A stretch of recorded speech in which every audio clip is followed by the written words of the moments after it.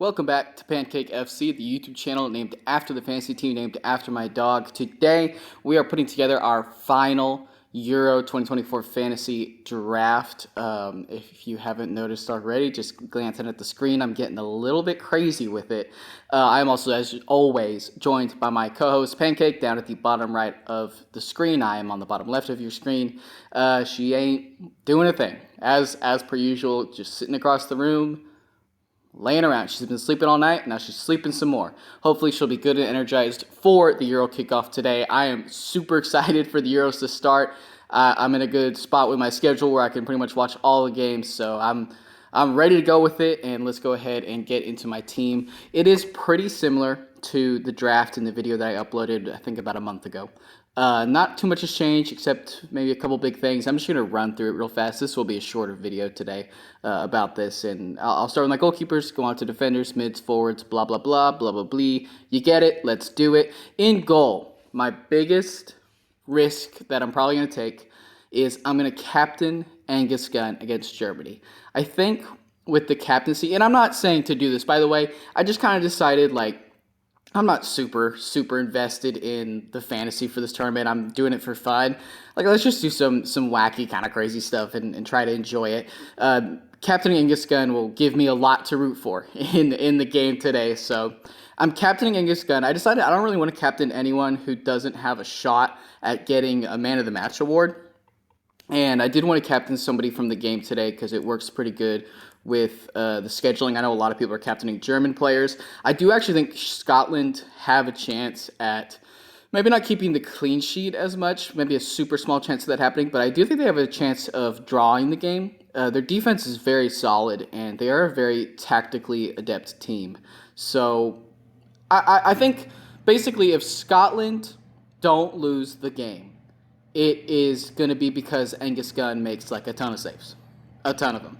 So I don't want to captain anybody who doesn't have a shot at getting a man of the match. And I think if Scotland get anything out of the game, there's a good chance Angus Gunn would be man of the match. He's a really good keeper, by the way. I know a ton of people don't know a lot about him, but he was maybe the best keeper in the championship this last year. His performance in the second leg of the playoff against Leeds was his worst game of the season, probably by far. Aside from that, he's been really good for Norwich in the championship. He's a really good shot stopper, big guy, typically has pretty good command of his area. He's very solid, very solid goalkeeper. And again, if Scotland get anything out of the game, it's going to be because of him. I think he has a shot at a man of the match. If it doesn't work, I'm just going to change my captain, because you can do that in this game if you didn't know.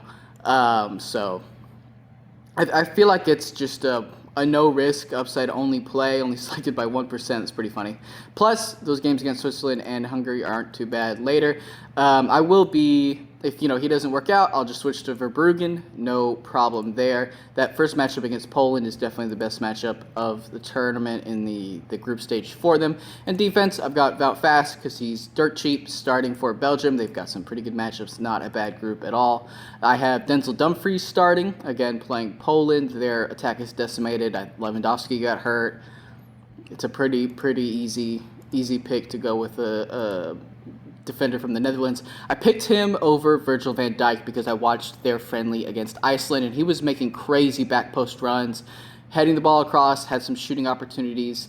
If they're going to run plays like that, then he has really good potential to get a goal and an assist. DeMarco for Italy, that opening game against Albania is pretty enticing. Hopefully they do get the clean sheet.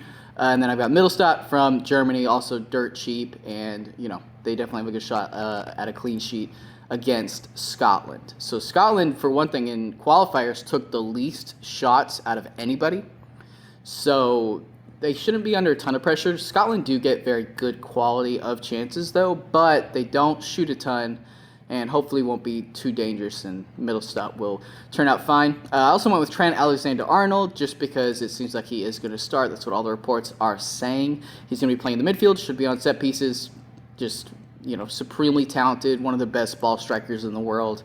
Really no-brainer pick for me to stick Trent in there.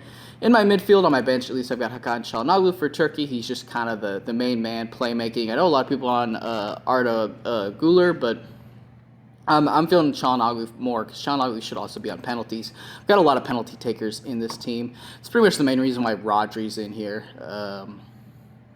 Just, one of the best players in the world is on pens for Spain. At least he should be. I've seen some people say Morata, but I'm pretty sure the last times Spain has gotten a pen that Rodri's taken it.